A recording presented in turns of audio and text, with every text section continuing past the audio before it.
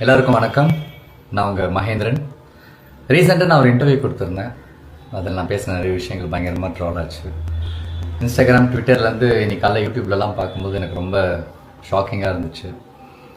யாரெல்லாம் நான் ரொம்ப மதிக்கிறனோ, நான் யாரோட கருத்துக்கெல்லாம் கரெக்ட்னு இவ்வளோ நாள் என் ஃப்ரெண்ட்ஸ் கிட்ட பேசிகிட்டு இருந்தனோ, அவங்க எல்லாருமே என்னை பற்றி பேசியிருந்தாங்க.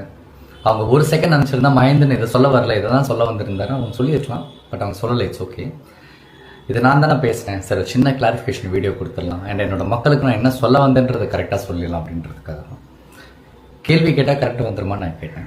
நான் யாரை பார்த்து கேட்டேன் அப்படின்னா, மின்சாரத்தை வச்சு அரசியல் பண்ணுவாங்கல்ல, மக்களுடைய ஃபீலிங்ஸை வச்சு அரசியல் பண்ணுறவங்க, அண்ட் கடைசி வரைக்கும் கேள்வியை மட்டுமே கேட்டுட்டு இருப்பாங்கள்ல, அவங்கள தான் நான் கேட்டேன். அது வெகு சில பேர் இருப்பாங்க, அவங்கள தான் கேட்டேன். நீங்கள் கேள்வி கேட்டால் கரெக்ட் வந்துருமான்ட்டு.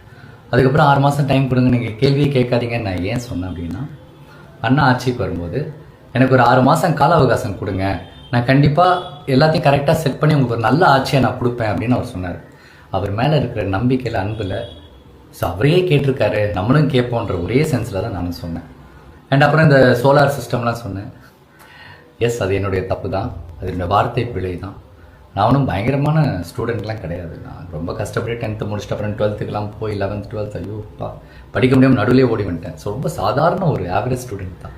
அதனால் நான் தப்பாக சொன்னேன். அதை நான் வந்து சோலார் எனர்ஜின்னு சொல்லியிருக்கலாம், சோலார் பவர்னு சொல்லியிருக்கலாம், சோலார் பேனல்னு சொல்லியிருக்கலாம், இந்த மாதிரி நிறைய விஷயம் சொல்லியிருக்கலாம். அங்கே நான் சரியாக என்னால் சொல்ல முடியல. ஆச்சி மசாலா, எந்த சமையலும் ருசி தேடும் ரகசியம், 20 ரூபாய்.